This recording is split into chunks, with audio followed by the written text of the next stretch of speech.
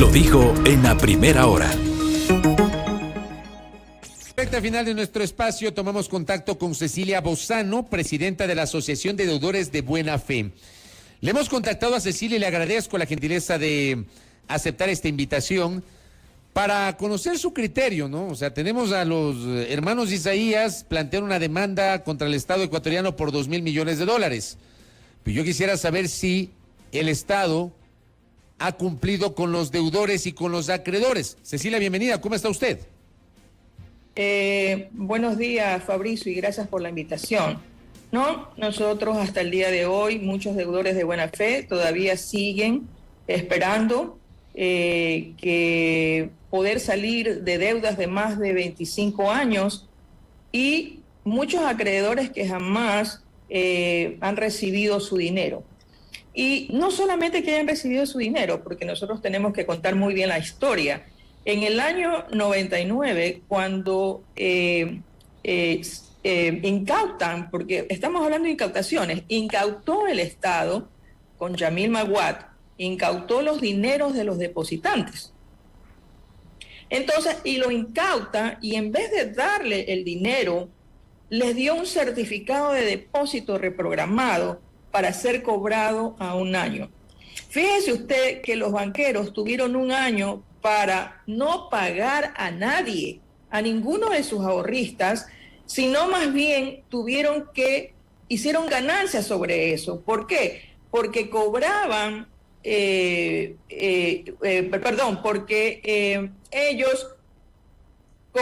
vendían, la gente vendía, tenía que vender sus certificados de depósito reprogramado para tener liquidez e ir a comprar medicinas, ir a comprar alimentos. Entonces tenían que vender con un descuento que llegó hasta el 60%. Entonces ellos están reclamando dinero. ¿Y quién le devuelve no solamente el dinero a los ahorristas? ¿Por qué? Porque a los ahorristas el Estado, ya cuando se hace cargo, en la época de Gustavo Noboa, nunca dieron intereses a los ahorristas, nunca. Y a los deudores de buena fe, yo hablo de los deudores de buena fe, no hablo de los de mala fe, porque los mismos deudores de mala fe eran los señores banqueros, que se dieron autopréstamos sin garantías, usando empresas que a su vez eran accionistas otras empresas y así sucesivamente, porque ponían a los empleados. Entonces, nadie dio garantías ni nada. Entonces, esto fue verdaderamente un atraco al pueblo ecuatoriano y ahora están pidiendo indemnización por esos atracos. Ellos dicen que se sienten en indefensión. Nosotros, los deudores de buena fe, hemos tenido 25 años en indefensión. ¿Por qué? Porque a pesar de que ha habido leyes para poder salir de las deudas, leyes en la ley para el cierre de la crisis bancaria del 99, que por ser muy compleja, escúcheme bien, por ser muy compleja, porque ya habían pasado años, esto fue en el año 2014 que se hizo la ley para el cierre de la crisis bancaria, una vez que nosotros pudimos, y fue el único presidente que nos abrió las puertas, porque para poder hacer esta ley, el señor Correa, el presidente Correa, y después, como hubo complicaciones para su aplicación, hicimos la ley de reestructuración de las deudas. Después vino la ley de fomento, donde nosotros nunca pudimos acercarnos donde Lenín Moreno, pero mandamos a que se nos haga ciertos artículos para poder salir, porque según la gente del Banco Central, y ahora Resicop, no le podían aplicar. Pero ¿qué pasó? Que a la única que le dieron el artículo fue a la suegra del señor Juan Sebastián Roldán, que ella debía más de $150,000 en varios bancos, pero la ley solamente daba un tope a 150. Entonces, ya cuando se muere el cónyuge, ya las personas, los cónyuges, los que quedan los viudos, ya quedan fuera de la deuda. Porque y yo no es que no estoy de acuerdo con eso, yo lo que no estaba de acuerdo es que solamente se le haya hecho a dedo para que salga la suegra de Juan Sebastián Roldán y dejar a gente que debe menos de $5,000 que todavía siguen con una deuda porque los señores de Resicop no dan paso a la ley porque tenían que hacer una normativa. Esta normativa debió haber hecho la Junta Política Económica en el año 2019. Ha pasado 20, 21, 22 y todavía no hay normativas y las personas todavía seguimos. Muchas personas siguen en indefensión. Cecilia. Hasta ahora la gente de Resicop le sigue cobrando, no podemos tener una cuenta, etcétera. A los ahorristas nunca se les ha pagado interés. Correcto. A ver, justamente la arista que usted plantea es una arista distinta, porque claro, uno está tal vez acostumbrado a pensar en aquellos que fueron clientes de los bancos y que necesitaban recuperar sus acreencias. En el caso de ustedes, que se autodenominan deudores de buena fe, ustedes tenían deudas, han querido honrar esas deudas, pero no han podido hacerlo por cuestiones legales, o ¿cómo es esto, Cecilia? A ver, Fabricio, cuando vino la debacle en el año 1999 y se fueron los banqueros del país, dejaron nada claro. Por eso mismo usted sabe que el Filamanco nadie sabía cuánto mismo debía. Si debía 400, si debía 600, si debía 1000. ¿Por qué? Porque tenían dobles balances. Aquí, con el cuento de la libertad, y ahora vamos a hablar, con el cuento de la libertad, a los bancos le dieron libertad para todo, con la ley de instituciones financieras que hizo el señor Alberto Dajique, que ahora nos da clases de moral y clases de cómo seguir una economía me imagino yo, para quebrar otra vez, porque para eso hicieron las leyes, para que quebren los bancos y los ecuatorianos tengamos que pagar. Y hasta ahora que nos vengan a ¿cómo se llama?, a hacer una demanda de 2.000 millones, porque eso es burlarse no solamente de las familias que perdieron dinero, sino de familiares que perdieron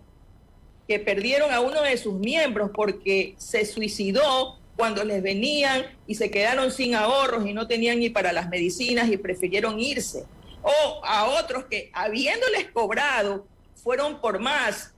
¿Por qué? Porque en el interín sus propiedades, y vamos a hablar de un caso de suicidio en el año que cuando estaba el Filambanco, estaba un edificio de 19 pisos en la González Suárez y le dieron a la curia en $80,000 en la época de Gustavo Noboa. Lógicamente, pues la familia se quedó endeudada. Y como remataron ese edificio en $80,000, cuando en ese momento un avalúo era de más de $1,5 millones, entonces ellos se quedaron debiendo todo, casi la deuda. Entonces, quisieron ir a rematar más bienes. Y este chico, al ver tanta injusticia, se tiró del edificio abajo. ¿Y quién paga por esas muertes? ¿Quién lo paga? Ahora, los señores Isaías están demandando porque piensan que han estado en indefensión. Pero ellos han tenido toda la plata del mundo para defenderse, la plata que sacaron de este país. Entonces, si vamos a ir en la indefensión, nosotros también hemos estado en indefensión todos estos 25 años, y fuera de eso se nos han violado nuestros derechos, porque el momento en que quedamos endeudados, a nosotros nos pusieron prohibición de salida del país, nos embargaron todas las cuentas, nos embargaron todos nuestros bienes, prácticamente nos mandaron a morir, porque si usted no trabaja, ¿cómo usted produce para ir y dar el pan a sus hijos, dar una educación a sus hijos? Ustedes en este momento no son... El Estado también nos debe a los deudores de buena fe, a los ahorristas y todo. Ustedes en este momento no son sujetos de crédito, por ejemplo, no pueden contratar con el Estado, Cecilia. No, es que no se puede. ¿Por qué? O sea, en mi caso yo ya salí del problema por la ley de reestructuración de las deudas y la ley para el cierre de la crisis bancaria del 99, pero muchos no han podido salir. ¿Por qué yo salí? Yo salí porque yo tenía excesos de pago, muchos pagos. Nosotros pagábamos $2.500. En esa época, para que usted se dé cuenta cómo nos violaron nuestros derechos, y tanto que habla Ricardo Noboa de las injusticias, señor Ricardo Noboa, su hermano, a mi esposo, a mi familia, ordenó que no se les pague las liquidaciones laborales a los que trabajaban en el Banco La Previsora. Y nos incautaron la liquidación laboral a mi esposo en dólares.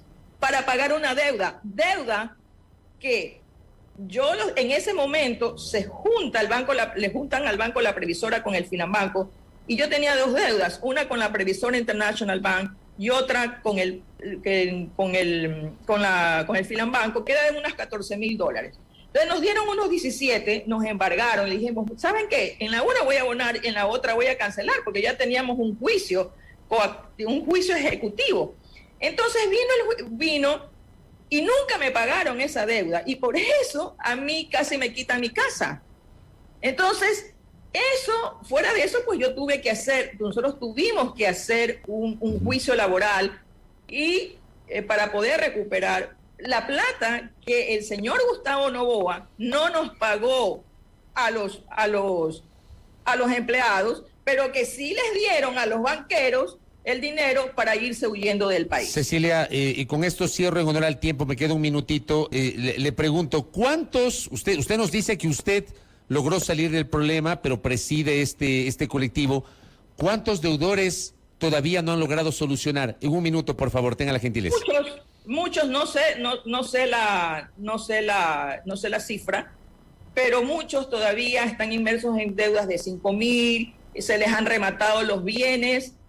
Póngase usted un edificio un departamento de 250,000, se lo llevaron en 50,000 y las personas todavía siguen debiendo, a pesar de que la ley dice que una vez rematado el bien, si el avalúo uno de los avalúos están dentro, dentro de la deuda original, ya pueden salir. Hemos hecho a Resicop, hemos hecho los pedidos para que bajen esas deudas y ni siquiera tenemos respuesta. Y ni siquiera nos dan cita. Entonces, todavía seguimos nosotros pagando la crisis bancaria del 99, mientras los que nos mandaron a la quiebra ahora reclaman los $2,000 millones para que nosotros les sigamos pagando su codicia y su avaricia. Correcto. Cecilia, valoro que se haya conectado junto a nosotros en esta mañana. Gracias por el tiempo, que tenga un buen día. Muy amable. Gracias, Fabricio. Cecilia Bozano, presidenta de la Asociación de Deudores de Buena Fe. Ahí tienen otra arista, ¿ya? Ya que hablan de los $2,000 millones, que no sé qué, también aquí tienen otra arista. No solamente la gente a la que el Estado no le devolvió la plata de la quiebra bancaria, sino también aquellos que han tenido que pasar un viacrucis porque terminaron siendo deudores que han querido pagar, porque eso es lo que nos ha explicado Cecilia Bozano, y que no han podido pagar por las herramientas jurídicas. Es un tema que se mantiene en el tiempo. En punto a las 9 de la mañana. Primera plana. Todas las noticias, todas las voces.